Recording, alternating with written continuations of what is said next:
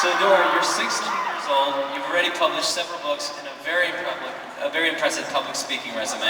Since your passion is clearly focused on education, could you share with us some of the things that you're doing for the students to change education for the better? Well, I'm really dedicated to student voice, ensuring that every single student in a classroom has a voice in their education. I believe passionately in giving students that chance to take part in education reform. I also organize an annual conference, TEDx Redmond, that features all young people speaking, so that it's not just me up on a stage, but that many, many kids can have the same opportunity. That's awesome. Now, why don't you tell us a little bit more about how you got here today, what got you excited about writing and speaking, and would you ever imagine you'd gain this amount of success doing this? When I was 3 years old, I was following the Bush versus Gore election. Okay, it was on the TV and I was interested, so I'd get on top of this big rock in a park and start speaking about why I should be president.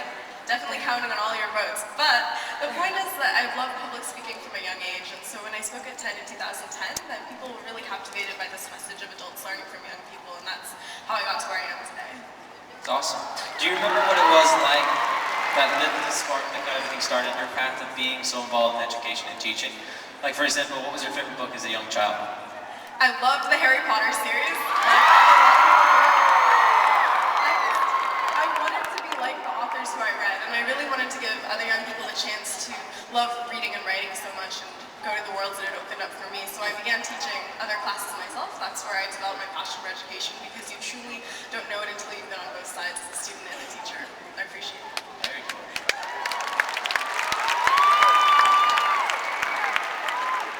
We got Nandi over there. Hey, hey.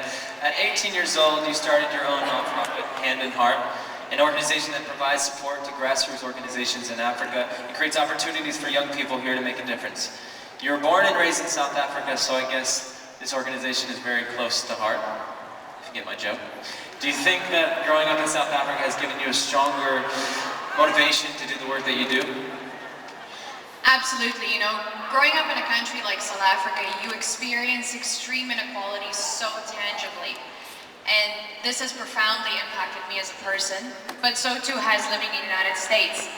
And these two experiences combined actually is why my chosen life purpose is to create opportunities for people here that can educate those who perhaps have not had this direct experience, and also enable and inspire them to actually make a difference.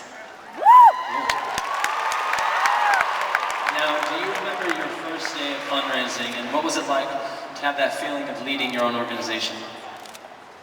Spectacular, you know, and every single time we've done a project, I've proved to myself and to every single person involved in the project that absolutely anyone can make a difference.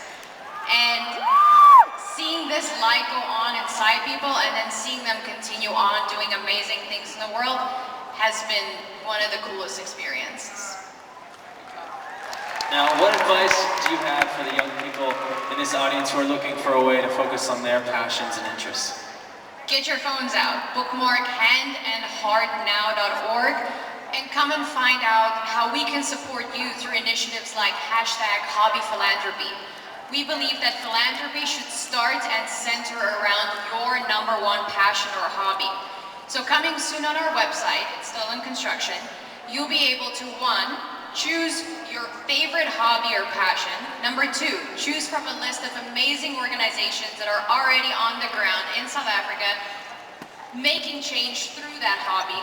And 3, you'll get to join or create your own team and actively and creatively, using your hobby, start fundraising for that organization. Thank you, WeDay! Guys, thank you so much. Thank you, guys. WeDay, you guys are amazing. We'll see you guys again soon.